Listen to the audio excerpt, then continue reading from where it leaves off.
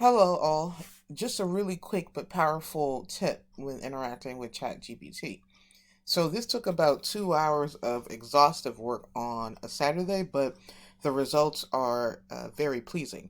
And essentially, with the right prompt, what you can actually do is have ChatGPT explain to you what models or processes or algorithms or data techniques it is using to provide the responses that it outputs for you. Let me say that again.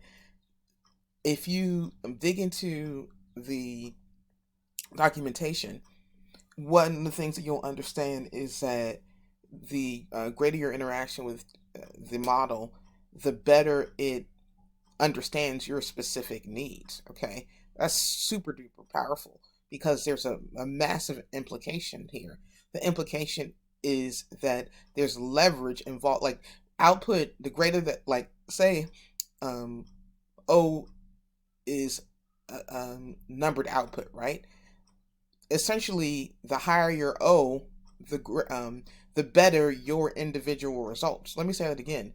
The greater your interaction, this essentially means, in plain speak, the more you use the model and the better you train it, the better results that you'll get, which basically means that two people can literally be using the same piece of technology, and because one person has had more interactions with the model and has provided better feedback, reinforcement learning, etc., it'll give person A better results than person B. Okay.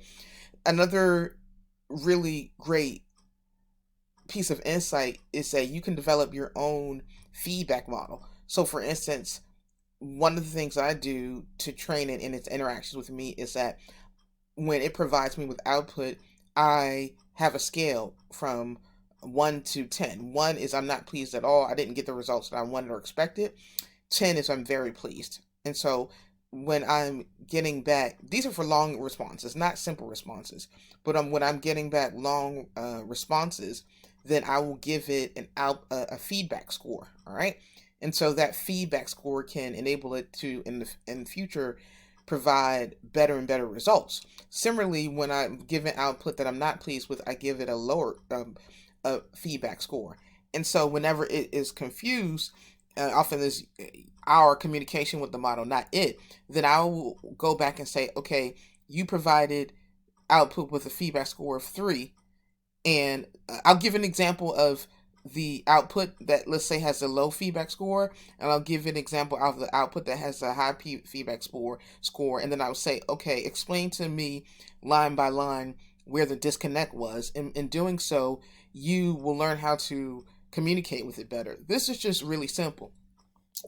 Another thing is that I got introduced to the black box problem through our conversations, and this is just a very, all you have to do is just go to Google and type in black box problem machine learning, okay, and you'll learn about it. You'll see it's only 254,000 results. So obviously this is not a a newbie question, but I never would have learned about this had I not had interactions with it. Okay. Another really, yeah, so that's just a bit of insight. I hope you find this useful. It's just, we're just scratching the surface here. This is not even Chat GPT 4, but even the less complex models can just do things that are totally astounding. But the inspiring thing to think about is that you literally, the better you are with communicating, simple, yes, you can use simple natural language, but as an example, I asked the question, I said, what uses less computational resources? And then I stated a sentence with natural language, and then I used a numbered list, and it said to me, well, the numbered list. So little things like that make a huge, massive difference. So I just wanted to share that with you. I find it really exciting. you can just learn about, you can literally, I call this looking under the hood, and you can just like really learn about things that are not stated explicitly but that are implied. And yeah, there's just no limit. The more you gain experience, the higher your capacity to ask very like big questions, and then take that big question and break it down into, let's say, 10 sub questions. And then I even asked it to rate my, based upon its previous experience. I asked it to assume the role of an AI professor, and I asked it to assume the role of a open AI engineer, and I asked it to rate on a scale of 1 to 10, um, to give to interpret my level of skill, and it gave me a 5 or 6. But then I asked another series of questions, and it was closer to 7 or 8. And so I learned the difference between, okay, different skill levels, which was super duper powerful. Okay, well that's it. I hope you find this fun and enjoyable. Take good care. Bye bye.